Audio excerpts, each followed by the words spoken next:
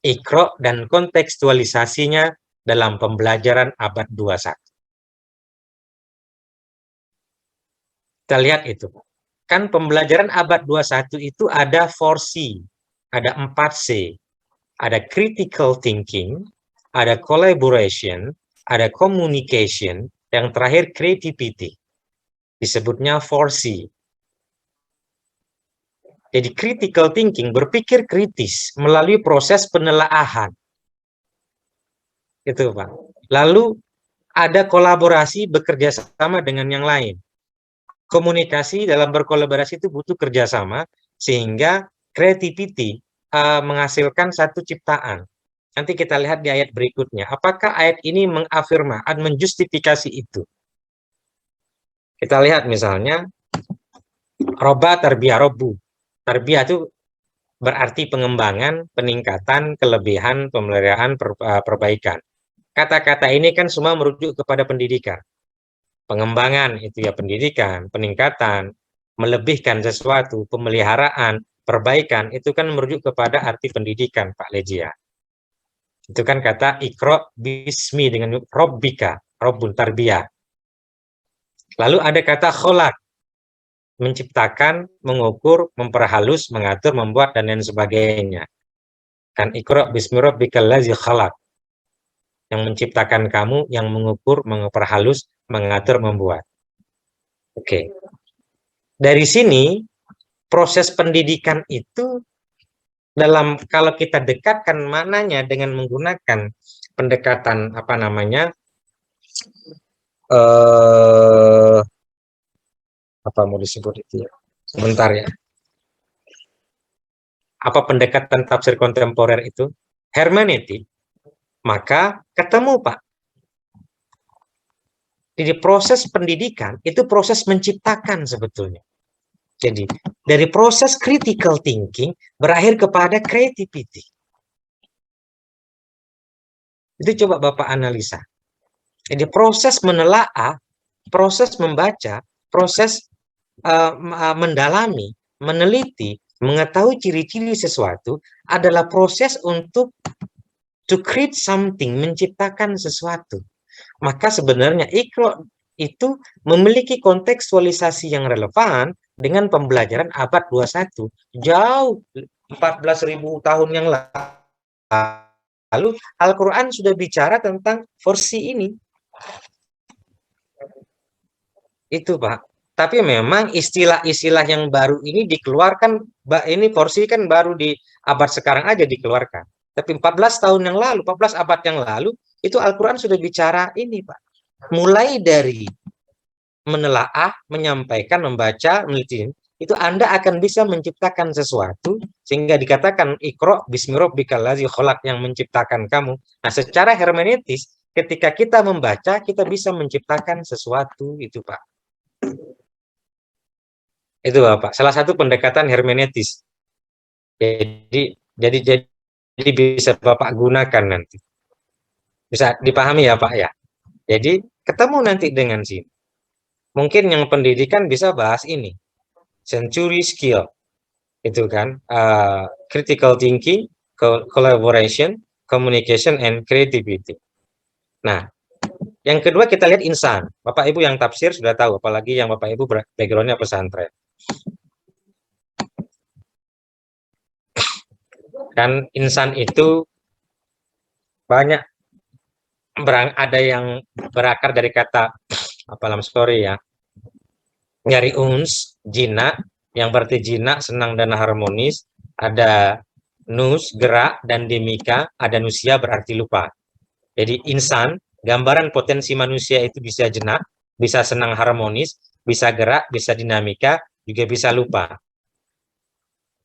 Tetapi dalam Al-Quran, yang Al-Quran, kata insan yang berarti jinak dan gerak, dinamika, senang dan harmonis, itu lebih banyak daripada yang berarti lupa. Oke, sekarang jika dengan demikian, Al-Quran menginginkan manusia ini, dan ini.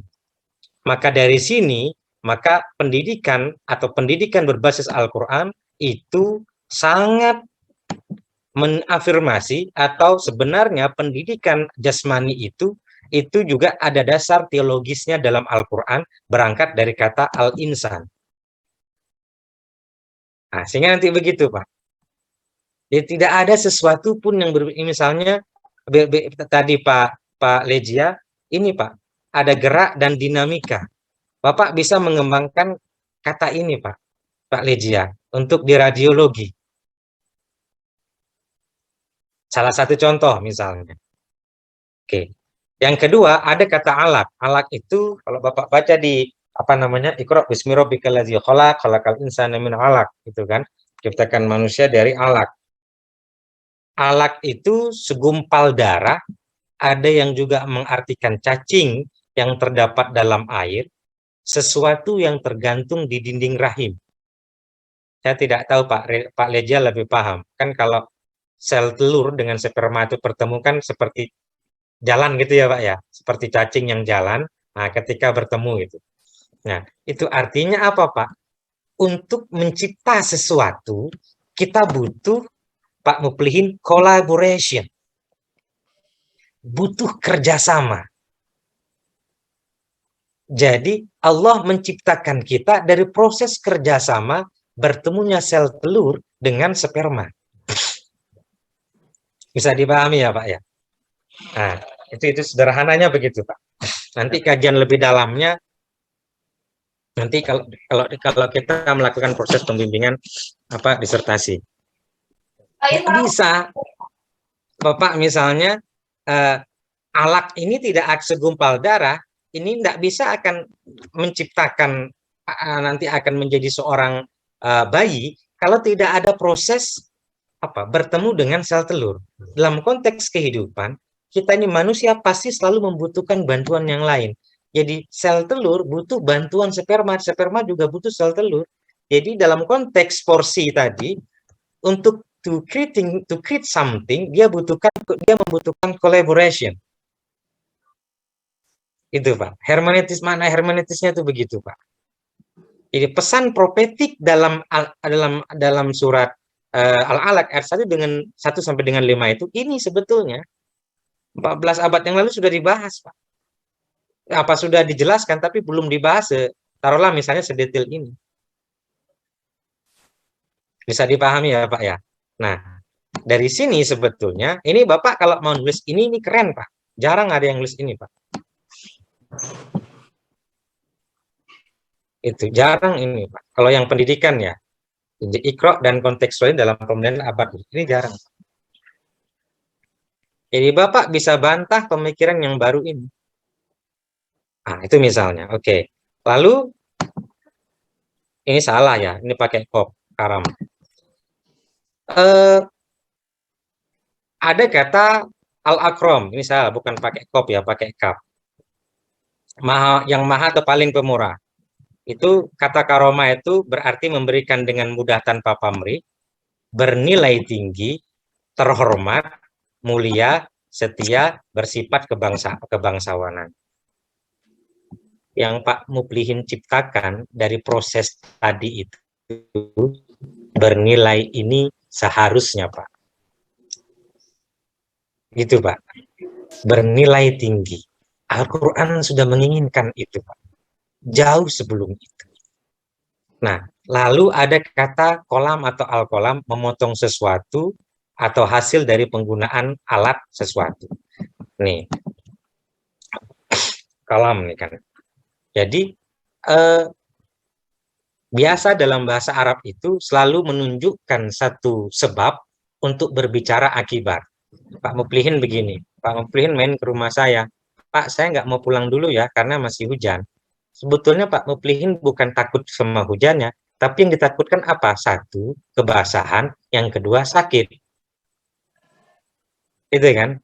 Nah, kadang-kadang kan kita begitu tuh. Ya, jadi saya nggak mau pulang dulu Pak, masih hujan nih, ntar dulu deh gitu.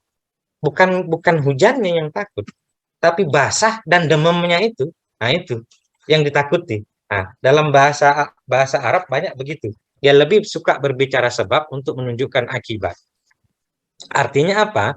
Kalam itu bisa berarti pena, juga bisa berarti hasil dari yang dituliskan oleh pena itu. Apa itu dalam surah Al-Qalam ayat 1 ya? Nun wal kalami wa ma yasturun gitu. Nun itu kan dalam surat Al-Qalam ayat 1 ya. Wal kalami wa ma yasturun. Nah, kan ada yang begitu, ada ayat berbunyi begitu.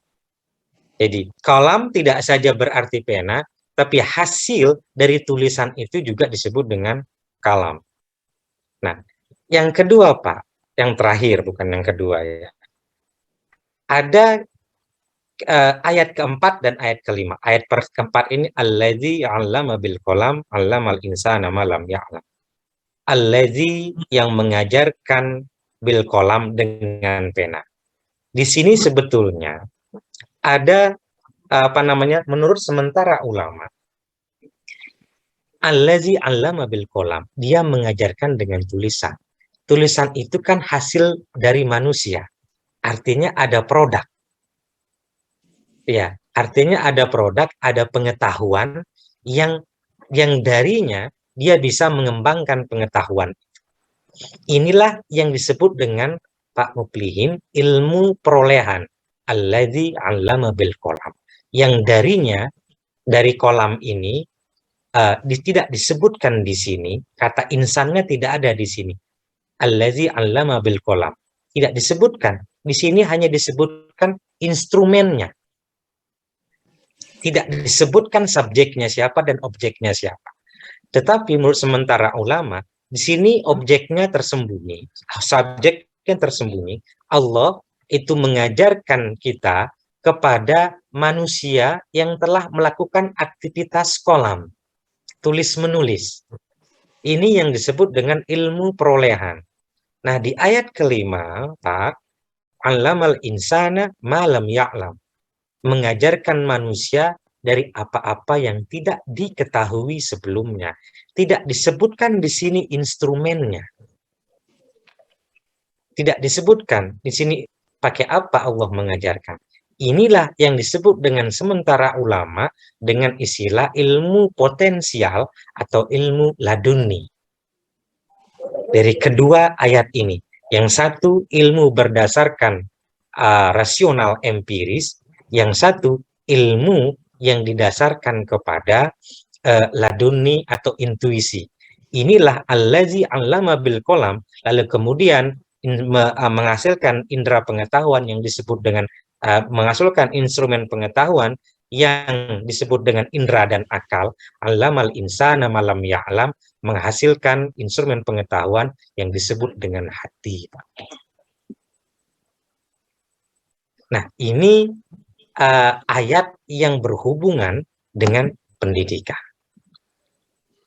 Oke, Bapak Ibu sekalian yang saya hormati, dari tadi saya terus yang ngomong, saya agak haus, capek jadinya. Nah, sekarang kita mulai diskusi dari pemaparan ini, bagaimanakah sebenarnya konseptualisasi pembelajaran dalam Al-Quran?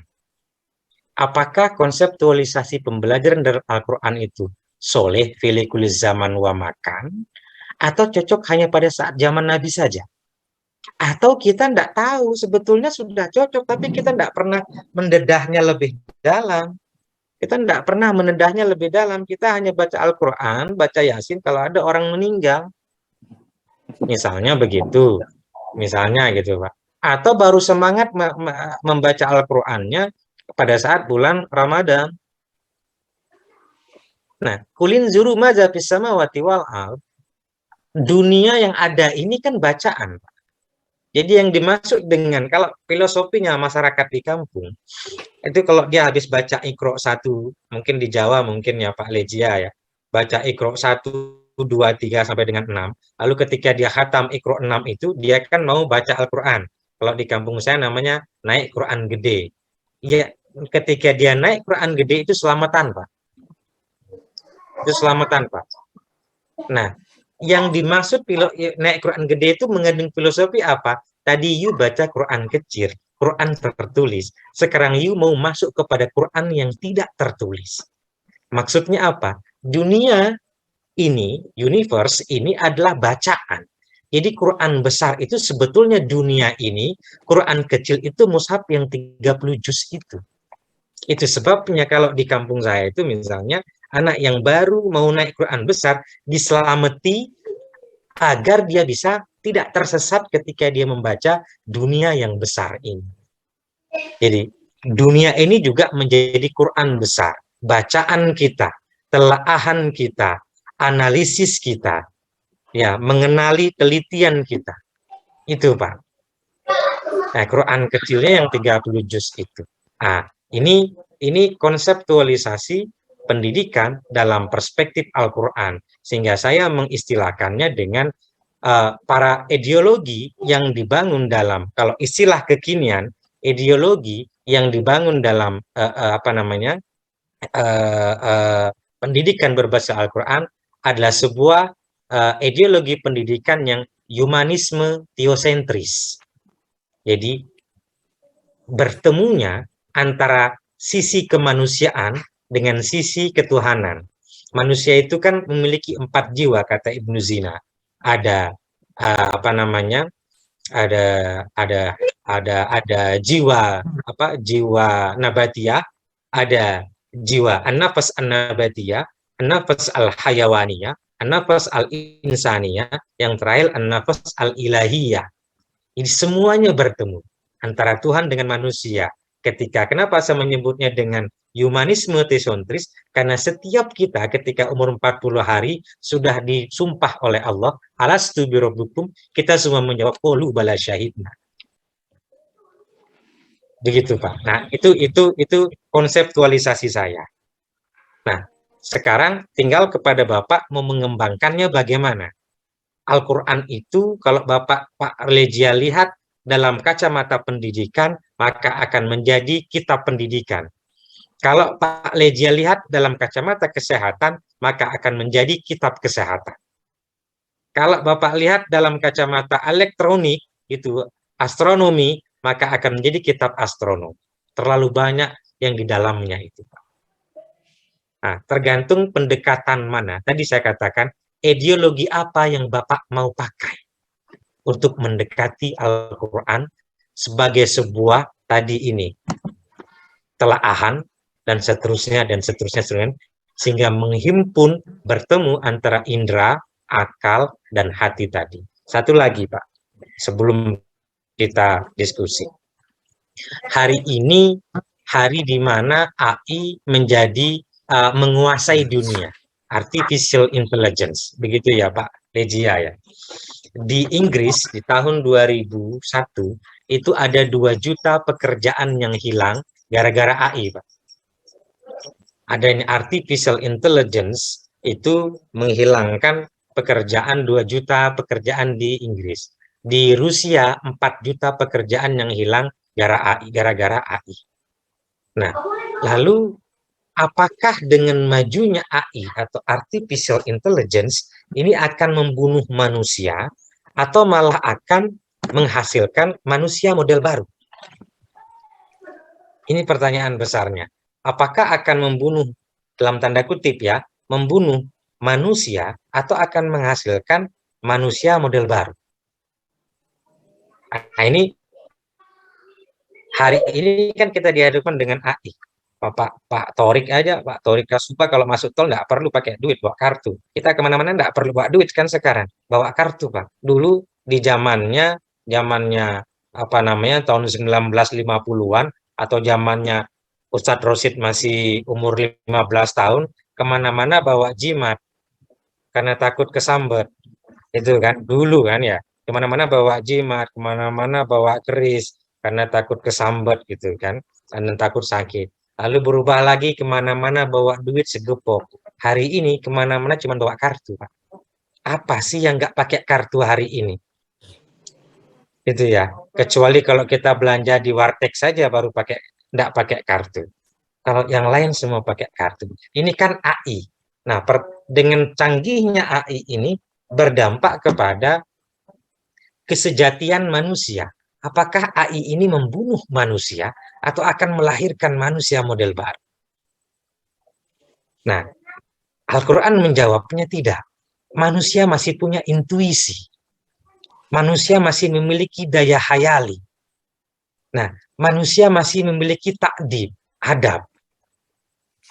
Nah, intuisi, kalau kita mau tarik ke belakang secara filosofis, apa yang dilahirkan oleh AI itu kan semua daya hayali.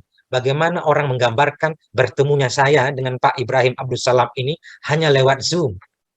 Beliau ada di Maluku, saya ada di Jakarta. Ini kan daya hayal. Gimana caranya ya? Gimana caranya ya? Gimana caranya? Why inilah yang dijawab menjadi AI. Kan intuisinya yang jalan. Itu, Pak.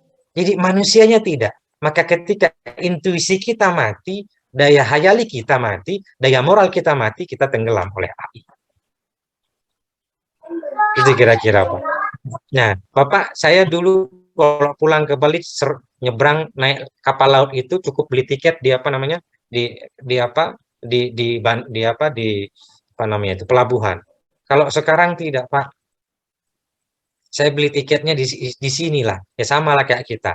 Kita menonton pertandingan Manchester United lawan Chelsea. Pertandingannya 7 bulan lagi. Hari ini kita sudah bisa tiket kan. Itu kecanggihannya AI. Nah, semua itu berangkat bukan dari ruang kosong. Semua itu berangkat dari dua, Pak. Hayali dan intuisi. Nah, ini yang dimiliki oleh manusia. Maka jika kita menghilangkan manusia dari dua ini, insya Allah itu yang dikatakan manusianya akan terkubur atau terbunuh oleh kecanggihan AI. Atau jika kita meningkatkan daya hayal intuisi kita ini akan melahirkan manusia model baru. The new of human being. Jadi, the new of human being based on Al-Quran is belong to Institute PTIQ Jakarta. That's we want. Nah, itu yang kita inginkan, Pak. Mari sama-sama, Pak. Saya juga sedang menelaah itu, meneliti itu. Sama, Pak. Karena background saya ini banyak nulis, ya saya sedang itu, Pak. Terus itu. Nah, saya ingin mengajak Bapak Ibu ke sana. Mengajak Bapak Ibu untuk menelaah terus. Oke, baik. Itu dari saya.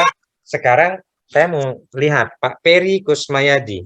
Bagaimana menurut pendapat Bapak sebuah konseptualisasi belajar dalam perspektif Al-Quran berdasarkan dari apa yang saya sampaikan pendek tadi.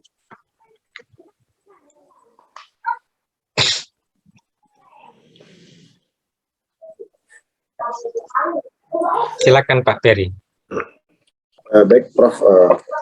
Tentang konsep pembelajaran ya, konsep belajar dalam perspektif Al-Quran bahwa belajar itu merupakan sebuah proses di mana proses dimulai dari misalnya tadi dari absor tadi ya, sama wal absor wal aqidah, di mana dimulai dari proses melihat, kemudian proses mendengar, kemudian melihat dan berpikir seperti itu. Di mana inilah merupakan langkah-langkah awal sebuah konsep pembelajaran yang memang dimulai untuk pendidikan di anak-anak muda seperti itu. Seperti itu dong, Prof. Oke. Pak Irwan Tamsoa.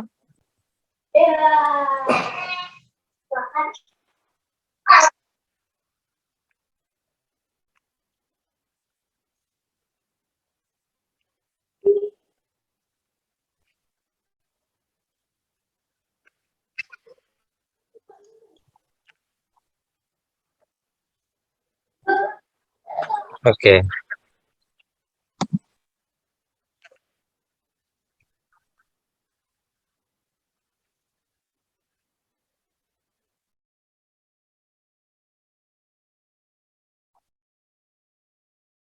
Oke.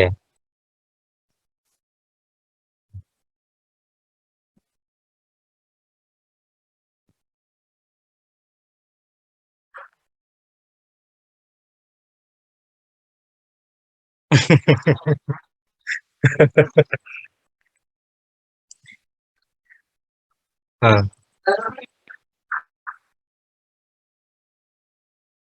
Oke. Iya, Pak Irwan Tamsoa Bapak kan pasti pernah membaca bukunya Ibnu Arabi, Fususul Hikam. Apa kata Ibnu Arabi itu, Pak Rosid, Ustaz Rosid? Aku menulis buku ini setelah aku berkomunikasi kepada Nabi. Jaraknya 700 tahun, Pak. Tapi dia berani berkata seperti itu. Jadi tanganku dituntun oleh Nabi ketika aku menulis Fususul Hikam. Nah, saya tidak bisa merasionalisasikan itu. Tetapi Pak Irwan Tomsoa, Al-Quran itu tidak hendak berkata bahwa itu menjadi satu pendekatan satu-satunya. Coba Bapak baca surat Asy-Syam, wasyamsi waduhaha, wal qamari idza talaha, dan seterusnya itu semua berangkat dari sesuatu yang materi.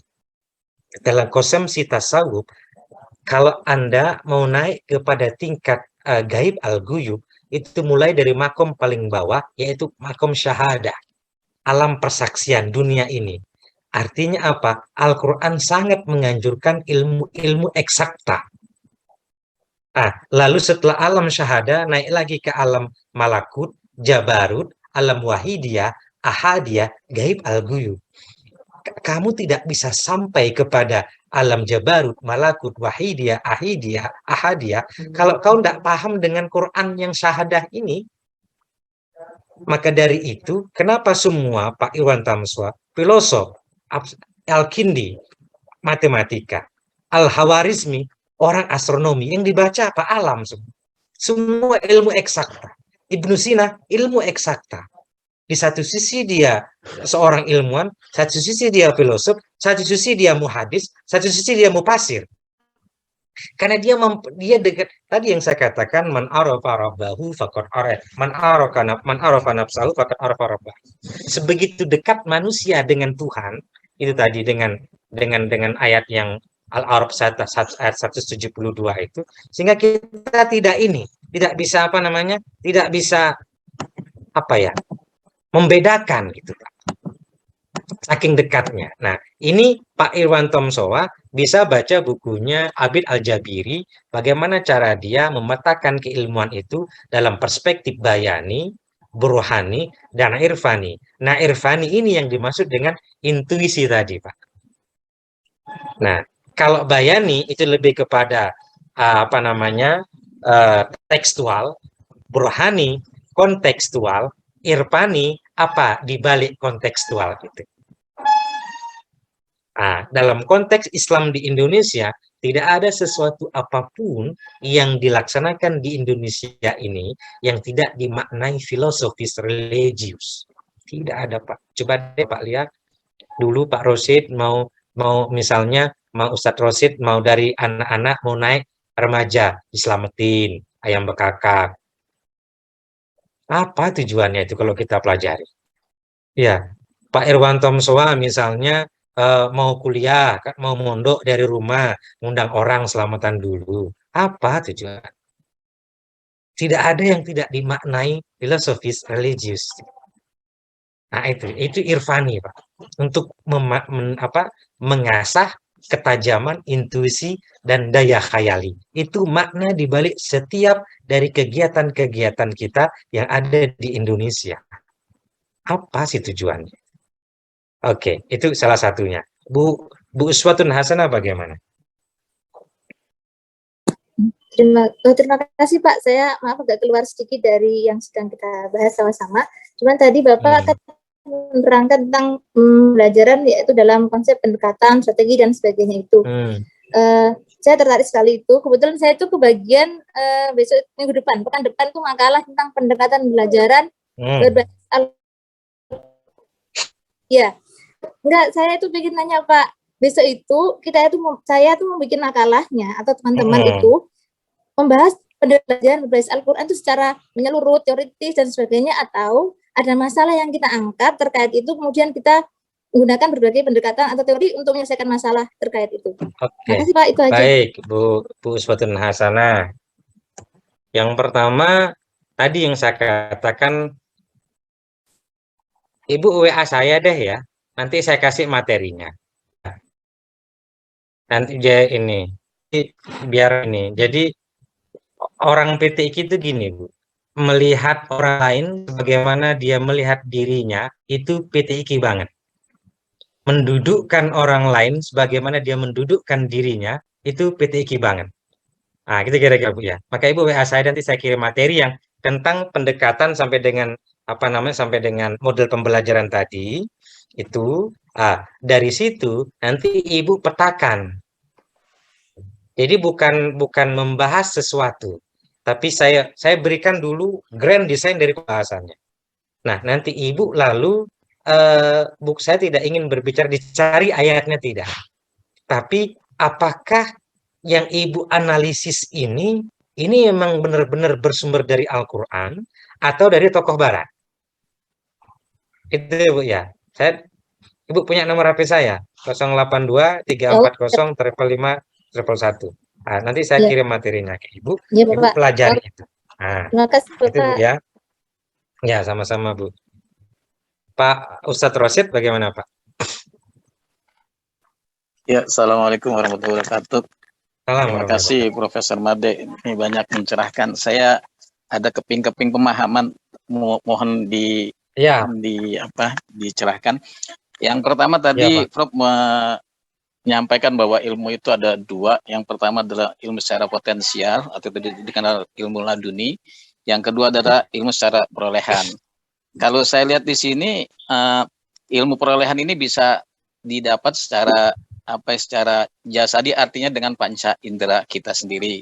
Lalu yang ilmu potensial itu mungkin melalui hati atau zikir-zikir. Itu yang pertama. Yang kedua adalah tadi kan juga kita membahas tentang al-iqra bismi rabbikal ladzi khalaq khalaqal insana min 'alaq.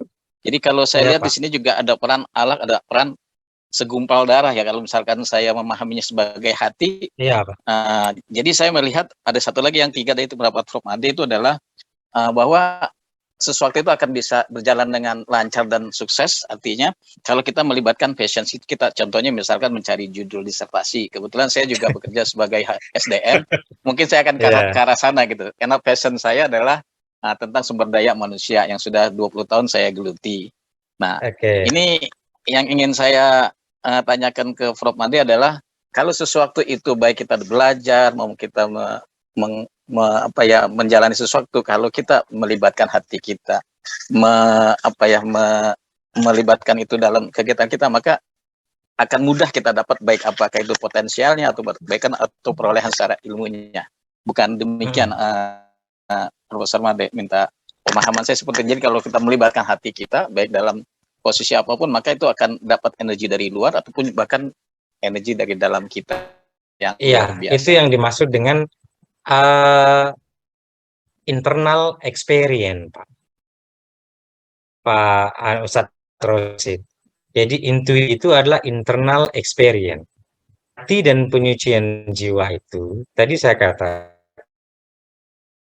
kasihkan hati itu apa namanya, jalan-jalan dalam tasawuf itu mujahadah, melalui riyadhah dan mujahadah. Nah, ketika kita senantiasa riyadhah dan mujahadah, itu kan hati ini bersih. Begini Pak, kita mungkin jarang menyadari Ustadz, saya mau nulis gitu. Ini Ustadz ya, ada kebiasaan kita gini Ustadz. Ustadz biasanya nulis di sini, ngebut nih, satu minggu lancar. Lalu Ustadz sempat pause menulis itu 3 hari saja. Mau memulainya lagi, beratnya. Coba deh Ustadz, kita biasa baca buku tiap malam. Nah, lalu kita berhenti, taruhlah misalnya dalam 1 bulan kita baca terus. Lalu kita ini berhenti Pak, 3 hari Ustadz. Memulainya tuh berat lagi. Keengganan itu dari pikiran. Kan dari begitu Pak? Hati kalau menurut saya. Oke. Ustadz mengerti maksud saya ya. Jadi Ustadz sudah menyimpulkan jawabannya. Nah, sebaliknya, kalau kita terus-terusan tanpa henti, Prof. Nasaruddin Umar itu tidurnya cuma 4 jam satu hari. Tiap malam itu membaca, paginya sibuknya minta ampun kan. Nggak ada waktu dia nongkrong. Membaca itu Waktu untuk membaca itu nggak ada. Jadi kapan waktunya? Sampai rumah rata-rata jam 10 malam. Tidur katanya. Nanti jam setengah 1 pasti bangun atau jam 2 bangun. Disitulah membaca, disitulah menulis. Itu Pak. Karena keluar dari rumah jam setengah 7. Nah, itu kebiasaan. Artinya apa? Kenapa tadi saya katakan wal afidah dibentuk dengan kata jamak? Karena hati sekali senang, sekali susah. Iya Pak ya. Sekali senang beda dengan sama pendengaran nggak mungkin, kecuali kalau pendengaran itu dalam tanda kutip itu kecelakaan telinganya ya, itu kan beda, bukan dibikin, bukan didesain oleh Allah gitu kan. Tapi hati tidak Pak. Meski hati itu cuma satu. Apa itu ayatnya ya? Mohon dibantu saya. Ma ja'alallahu min qalbini fi jaufi, kalau tidak salah ya. Allah sekali-sekali tidak menjadikan dua hati dalam satu rongga dada. Nah, itu misalnya. Jadi maksudnya Allah sekali-sekali tidak menjadikan ada satu hati dalam rongga dada. Tidak menjadikan dua hati dalam satu rongga dada. Artinya apa Pak Ustadz? Antara pikiran dan otak kita ini nyambung Pak. Kita ini cerdas Pak Rosid misalnya. Tapi hati nggak males Pak. Mau nulis misalnya proses punyaannya Ustadz Rosid tentang SDM. Tulis tentang SDM. Nah, SDM itu kan sumber daya manusia, begitu misalnya Pak Rosid. Nah, manusia yang bagaimana yang dihasilkan oleh Al-Quran? Atau, manusia yang bagaimana yang diinginkan oleh Al-Quran, Pak? Jadi konstruksi bangunan manusia seperti apakah yang diinginkan oleh Al-Quran? Itu, Pak. Jadi sebuah pembangunan istilahnya itu apa ya? Kalau bahasa konstruksi itu kan pembangunan kemanusiaan dalam perspektif Al-Quran itu bagaimana sih Pak? Nah, kira-kira nanti gitu arahnya Pak Rosid gitu. Bagaimana? Apakah yang dibangun? Makanya gini, kalau misalnya Bapak lihat teori kebutuhannya Abraham Maslow, teori kebutuhannya Abraham Maslow itu kan ada 5. Teori kebutuhannya Abraham Maslow itu ada 5. Dia salah satu tokoh dari teori pendidikan humanistik. Kata dia yang pertama itu adalah psychological needs, kebutuhan psikologis. Yang kedua ada safety needs, itu kebutuhan akan keamanan. Yang ketiga ada social needs, kebutuhan akan memiliki kasih sayang. Yang keempat itu ada esteem need, kebutuhan akan penghargaan. Yang kelima ada self actualization, kebutuhan untuk mengaktualisasi diri. Kalau misalnya Ustadz Rashid mengacu kepada surat Al-A'raf ayat 172, itu dibalik. Self actualization dulu. Tunjukkan dulu diri Anda. Baru yang lain. Tapi kalau kerangka berpikirnya empiris pragmatis, itu yang dikatakan oleh Abraham Maslow. Tapi kalau Al-Quran tidak demikian.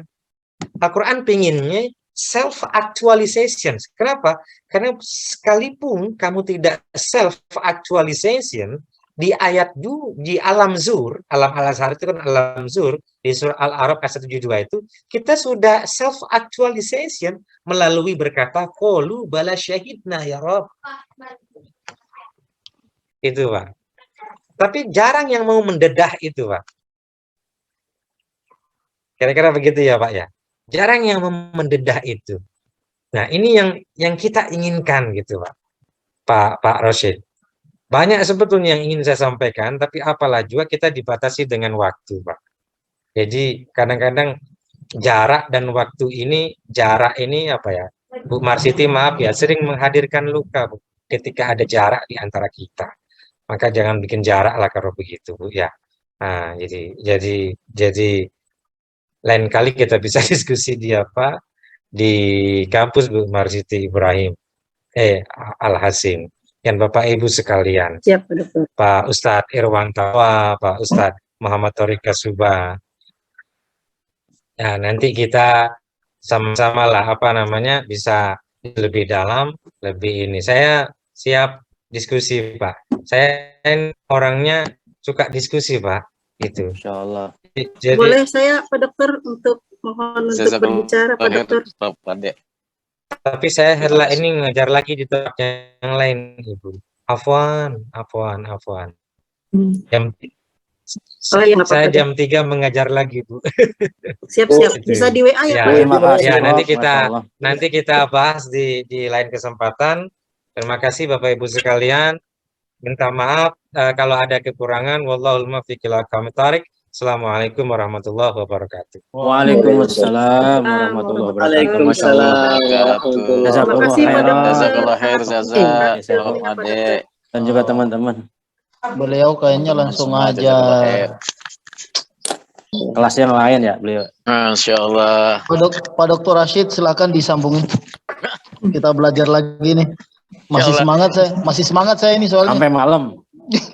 Jangan masalah lah, saya juga belajar juga. Ayolah ketemulah.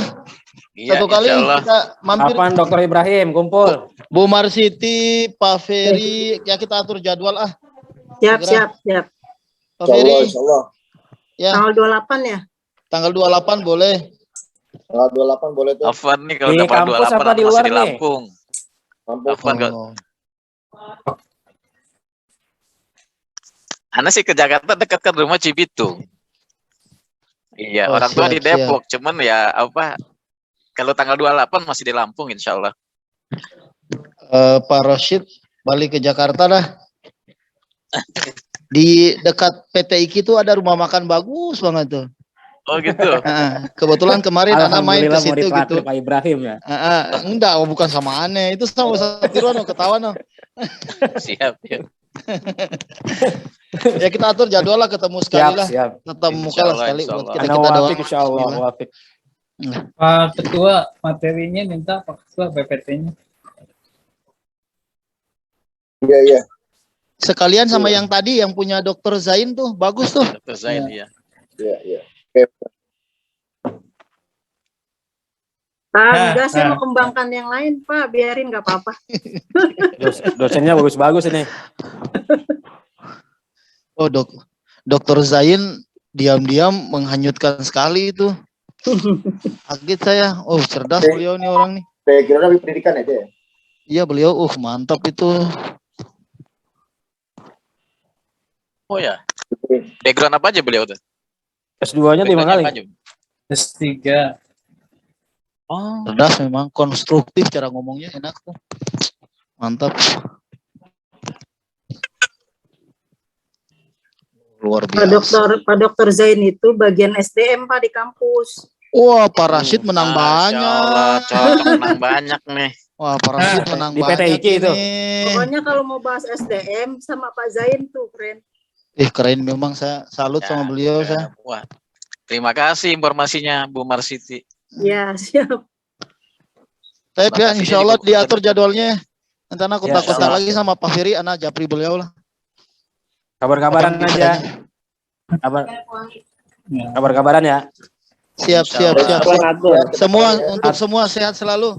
Tarik, Selalu kabar-kabarin, jazakumullah ada judul baru Kalau di dia- share di grup biar kita diskusi. Siap.